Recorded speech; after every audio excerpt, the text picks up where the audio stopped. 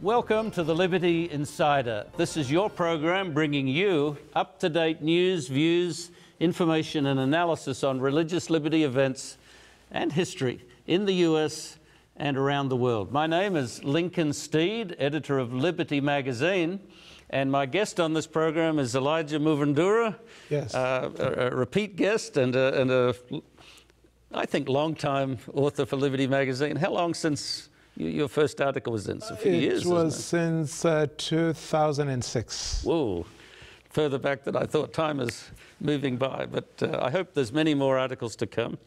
I'm constantly impressed by your understanding of a whole range of historic and philosophical issues that are a backdrop to religious liberty. And so let's start with somewhere that's a wonderful hobby horse of mine.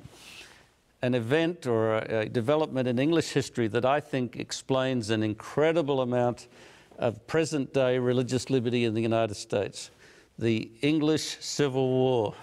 Yes. Or at least the most recent one. There were actually a couple. The English Civil War. It's important. People are not even aware sometimes that there was a civil war in England, but it was in the mid-1600s. Yes, in the mid-1600s, in the 17th century, 1640, and it all revolved around the issues of religion, whether it could really have a Protestant, England could become a Protestant nation, or could it align themselves with the Catholic powers? In fact, the English Revolution is the first revolution in the world. Today we use the word revolution a lot, but people are not aware that certainly in the modern era, yes. Yes, in the modern era, the first modern revolution of changing completely society, it was the French Revolution. Yeah. It was the English Revolution. Before the French Revolution. Before the French Revolution. They actually also cut the head of their king. For the first time. Yes, and they established a republic of some sort under Cromwell. And remember, let's really jump back. Remember in the Bible, King Saul was told to destroy a heathen nation and to utterly exterminate them, and he turns up with Agag. Yes. How could I kill a fellow king? Remember that? Yes, that from the earliest days, that was the rule. You might bring him in chains, but to formally do as they did in England, that was unthinkable. It was unthinkable. That's why the Zedekiah, who was also taken to Babylon. Yes. Even Nebuchadnezzar did not cut his head. He simply took out his eyes and took him to Babylon, but he did not cut his head. So cutting off the head, the king's head, judicially was an incredible thing. I mean, in battle it happened all the time. Yes, there is actually a theory that that the king does not die. That's why even today people, when they say, long live the queen, long live the king, people are not aware that it is actually referring that the king does not die, because the death of a king means the death of the nation. Right. And as well as that, what in the English Revolution, what they were dealing with was an idea that had developed, I think, very strongly under the whole Christian development of the papacy and so on, is that the king had a divine right, that he was, in essence, God's representative. Of course, behind him sat the vicar of Christ who anointed him, but still, the king embodied the sovereign will of God for the people. Yes. So to kill him was to strike against heaven. Yes, it was to strike against heaven. What is interesting, however, is that the people who cut his head, they actually used the Bible to justify their actions. And again, you see a difference between the English Revolution and the French Revolution, because with the English Revolution, when they cut off the head's king, they're trying to establish a godly kingdom. Right. You may not agree with what they're doing, and I don't think that you're supposed to establish the kingdom of God on earth, but you would say that their blueprint was from the Bible. And I believe that because their blueprint was from the Bible, in a way, the English Revolution was not as bloody, and it was limited in its, can I say, in its dreams, in its aspirations. Whereas with the French Revolution, it literally wanted to cover the whole world. Well, it was unstoppable. It Those was that started it ended up being eaten up by its other its French, bloodiness, de Tocqueville actually compares the French Revolution, what the French revolutionaries with Islam, with what Muhammad did, that they actually wanted to spread the religion all over the world. But anyway, going back to the English Revolution, English Civil War, it actually laid most of the sects that were in the participated in the English Civil War. They anticipated most of our modern freedoms. Right. People are not aware of that today, and many people, they think, in fact, conventional history locates most of our freedoms in the French Revolution. People like Voltaire and Rousseau, and they're not aware that people like the Diggers, the Levelers, these were the groups in England, Yes, these are all the groups that participated. And one of my favorites, the Fifth Monarchy men. Yes, and they read from the book of Daniel and that prophecy of Daniel.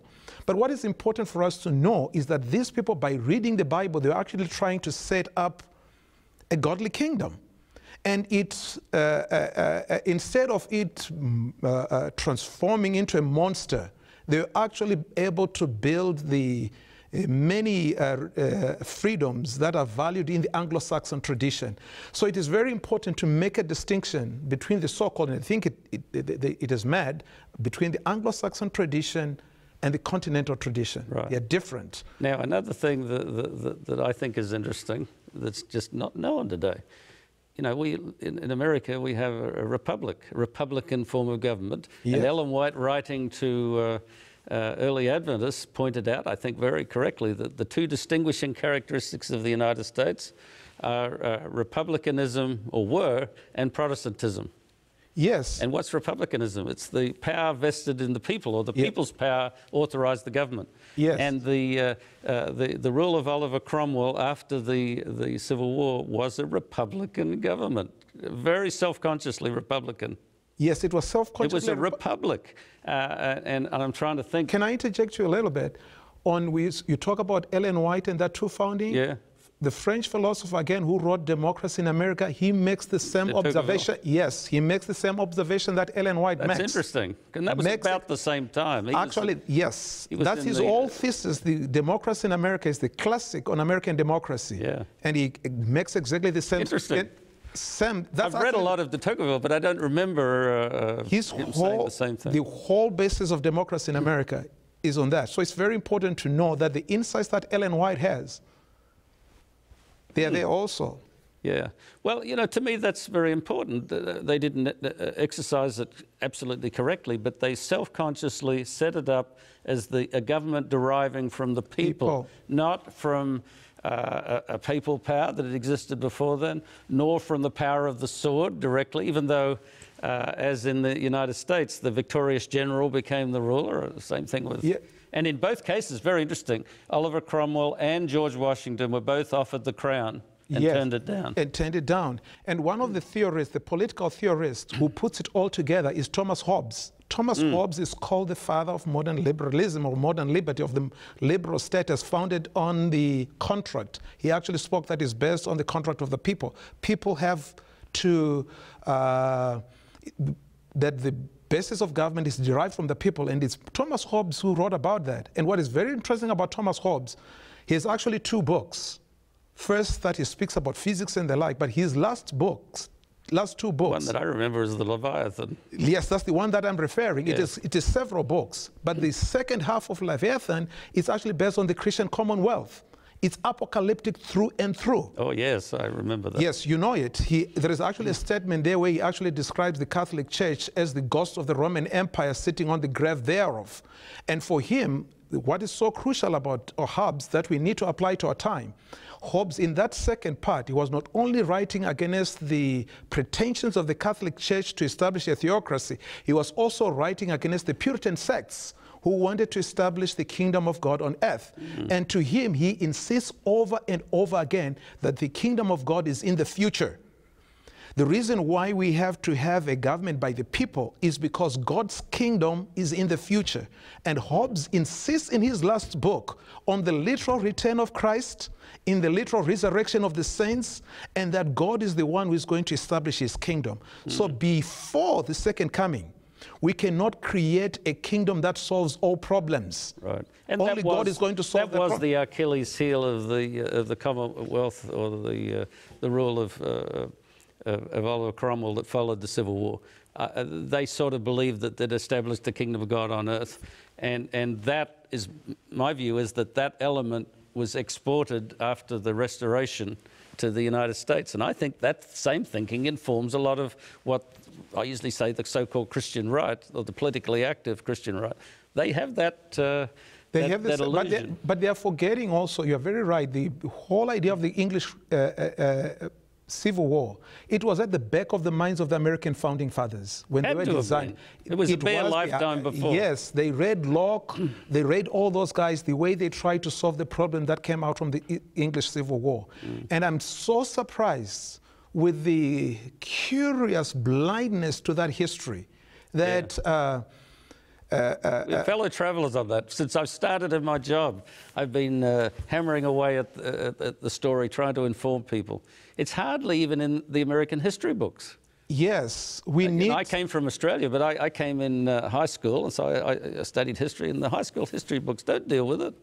Yes, and for me it has amazed me, and people are not aware that that distinction is very, very important, because when you don't mix church and state, you actually allow the people to have a direct relationship with God. And that's why religion has flourished in America. It has flourished because it's not under man.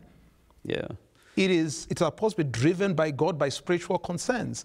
And I think that the greatest deformation that you can ever have is to try to apply political remedies to spiritual maladies. Absolutely. These are two distinct. Spiritual problems must be dealt spiritually. Political problems must be dealt politically. Yeah, I agree with you, absolutely. And the most recent example in the US, not too many years ago now, is when the issue of gay marriage was being noised around. And in response, many Christian groups tried to pass a marriage amendment to the actual US Constitution. And the effort was to, I believe it's a spiritual problem abroad in the country. And they wanted to get this super law in to sort of lock the door before people's inclinations would lead them to do something wrong. Yes, but then I think that's why it is very, very important to go back to the English Civil War, because these things of trying to use religion, as it were, to control people's morals and the like, it has been tried before, and it always fails. It always fails, because this is God's work. And I think we have important lessons. That's why it's important for us to go back to that history and realize that it has been tried, not only by some of the people in the English Civil War. That was the whole basis of medieval civilization. The Catholic Church tried to control people's morals, but we know that it turned out very, very corrupt.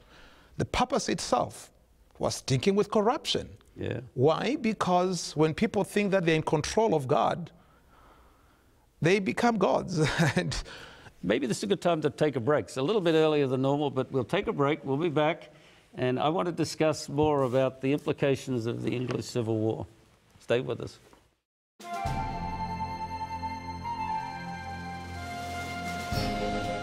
Welcome back to the Liberty Insider, where before the break we were really getting into one of my favorite topics, a discussion of the English Civil War and its direct effect on the American experience. You mentioned how, I think either on camera or maybe it was after we broke, how it's always doomed to failure when you try to, by law or legal structure, determine people's behavior and try to make up a difference that religion should have done. The knock against Oliver Cromwell, if you read the few history books in general circulation that talk about him, is that people rejected him because he didn't allow dancing and frivolous entertainments. I've more and more come to believe that's largely disinformation, because under Oliver Cromwell, Oliver Cromwell, he himself often had concerts and stuff in the palace that he took. It was the palace built for Wolsey, during the break with Rome. So he personally was not against entertainment. I'm sure that they discouraged the outrageous, profane public entertainments that existed before the Revolution. During his reign itself, which has been characterized by his many enemies as autocratic, Oliver Cromwell was amazingly benign. He even allowed them to publish a book telling how to kill the ruler himself.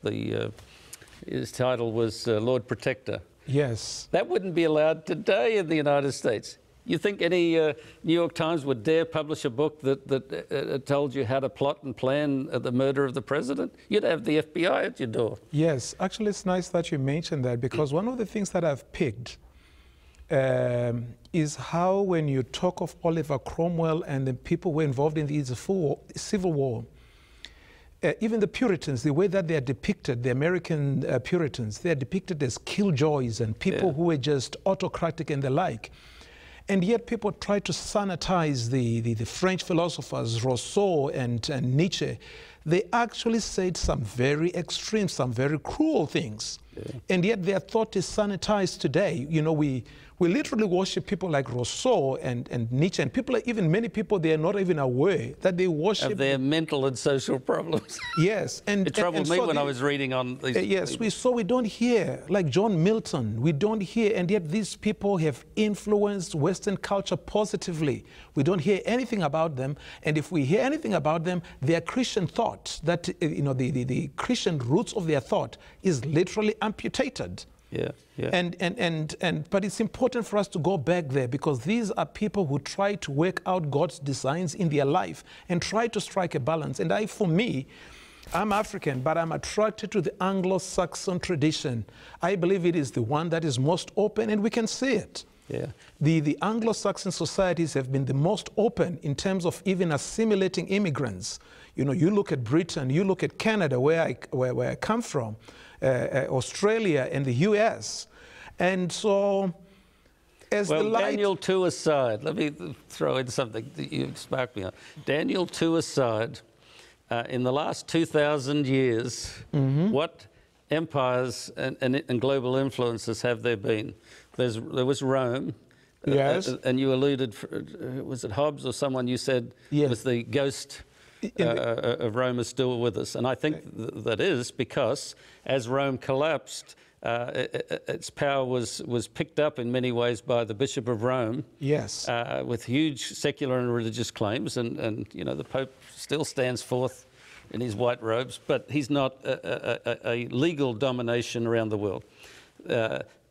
So after other than the Roman Empire, what have we seen in the modern era? It's the British Empire. Yes. For better or worse, it's in its rump end now, but you know, there was a period where it controlled about a third of the world. So the influence was pervasive, and I think you can make a very strong case that while it was cruel, Australia knows how cruel it was, shipping off convicts. You know, the slave trade to the US was horrible, but it was just about as bad the way they dealt with the convicts. More than half of them would typically die on the ship out there. They would treat them like dirt, right? But that was the underside of it. But the successes and the good things about the British Empire, I think many of them derive from the fact that it was the Protestant Reformation, and England was a prime exemplar of Protestantism. Yes, it's not recognized. They would rather, you know, you see how the Anglo-American tradition is compared to the communists. Right. The totalitarian ideologies that were underwritten by continental philosophers are responsible for the genocide of more than 100 million people. Yeah. You're talking of Stalin, Nazi Germany, you're talking of Pol Pot, Cambodia, China. You can trace all that to Cuba, even in Africa, in Ethiopia. You can literally say they've been responsible for the shedding of more blood. And yet when it is compared, you know, America, I know, a lot has said how America has caused this, but nothing is almost said about the millions of people that have been made up by the totalitarian ideologies, because the American Anglo system you mentioned America, and that's the third empire, and it's a very short duration, no longer, in my view, than post-World War II. Yes. I mean, it was rising to power, but there was the trade over. England entered World War II with an empire, it came out nothing. Most of its holdings either became independent or became involved in struggles between the great powers. Yeah, Russia, or the Soviet Union rather, challenged America. But America has been the singular superpower for a very short period. But there's really only been those three massive powers in 2,000 years, in my view. Yes, it's, yes, the British Empire, yes. You can actually see the fulfillment of prophecies. You say the American century has been very, very, very short. And what we're actually seeing today in America is this collapse of Pax Americana. Yeah. The collapse of And that's sad, but you're right. It may, you know, you and I think of an apocalyptic end that's probably very soon, but if time goes another 200-300 years, I'm afraid that the American moment in the sun is going to be relatively very brief. It shows no signs. Don't you think that it's the American place in the sun is already... Yes, I do. You know what? The sun it's not is my setting. idea. I mean, there's great thinkers think so. But that doesn't mean it's finished. Remember, Rome fell for hundreds of years. Yes, you're right. You're right. And this is not Rome. Things are sped up. But I think it's going to be very, very brief. England was around for many hundreds of years. But people are not aware of what America did. Again, America had the opportunity after the Second World War to actually establish a global empire. Yeah, but they didn't. No. They didn't. And I know a lot of people will challenge me on that. But when you actually look at the situation of the Second World War, Europe was devastated. And decolonization would not have happened if America had not created these institutions like World Bank and the like. I know they're responsible for a lot of problems, but they did create institutions that allowed... benign. Yes, yeah. They did create institutions that allowed the decolonization and the freedom and the like. We need to take note of that. And I think the better angels, to quote Abraham Lincoln, of the American presence are explained by this continuing Christian/Protestant sensibility. Yes, and I can cite I don't something. Think you can come at it any other way. Again, to go back to Zimbabwe, people are not aware that all the people who fought for the liberation of Africa were educated in Christian missions. Without the Christian missions in Africa, our liberation, as we pray, from colonialism would have been delayed. Yeah. Robert Mugabe was trained by the missionaries, just to quote from Zimbabwe. They went a little wrong in his case. Yes, all the African nationalists were educated by Christian missions. I've seen the pattern. And myself, I am grateful for that. My father went to an Adventist mission. That's how he became a Christian, and he gave me this unique heritage, you know. And so, without those Christian missionaries, they did a lot of errors. I'm not trying. They did like all human beings. But when you compare their errors compared to the ones committed by the communists and the like, there is no comparison. And yet today the missionaries are demonized. And these... particularly the missionaries of yesteryear, I think they gave of themselves totally. Many of them died there. And even in our own church, the mission service used to be a lifelong thing. You went and you were not expected to come back. Yeah. I'm old enough to remember in Australia, the only way the missionaries could come back was if they had family problems. Their children needed it, and of course more and more that was exercised. There is a cemetery actually in Solusi full of all the missionaries who went there and they never came back. Died from malaria, some natural causes. Yeah. But they never came back. And they actually sowed the seeds, the literacy, in teaching Africans literacy and many things. They actually sowed the... So there is something in the gospel that is so dynamic. Absolutely. It changes lives. It does change lives. And you have to recognize that people have given of themselves selflessly, even though day to day there were all sorts of quirky things. And in reading the Bible anyway, people should know that the whole basis of challenging white supremacy is in the Bible. It is as those Africans were reading the Bible, they started to say, well, I'm just as good as you. So many times today we talk about equality and we attribute that to these ideologies, but it is the Bible that taught people about the equality of human beings. Yes, I think so. Yet, well, and the American Civil Rights Movement was the proof positive. Yes. And that became sharply focused on a Christian witness to challenge an old injustice. And maybe the problem that we're actually having today in America is that Christian substance is actually decomposing, and because of the decomposition of that Christian substance, people today are more fighting with each other than before. And so for me, to return again to what I said in the last segment, the only hope, civilizational hope, is in reviving those primitive Christian values, the love for your neighbor, the love for your community. That's what we need. Many people inclined just to have an American-centric view of history forget that the American experiment came about at a time of world revolution. The old systems were shaking and falling. And of course, within a very short time of the American Revolution, there was the French Revolution and a redo, if you like, of Europe. It's worth remembering, too, that the first war that America fought in 1812 was also the great fight against Napoleon, and England was otherwise occupied and weakened enough to not prevail in the second runaround. We are living now in an age of revolution. And revolution, as always, is not just fought with violence, it's fought for principles. And it's worth remembering that the principle of good and evil is at play beneath the superficiality of human revolution. And God needs to win, and his people need to be on the winning side. For Liberty Insider, this is Lincoln Steed.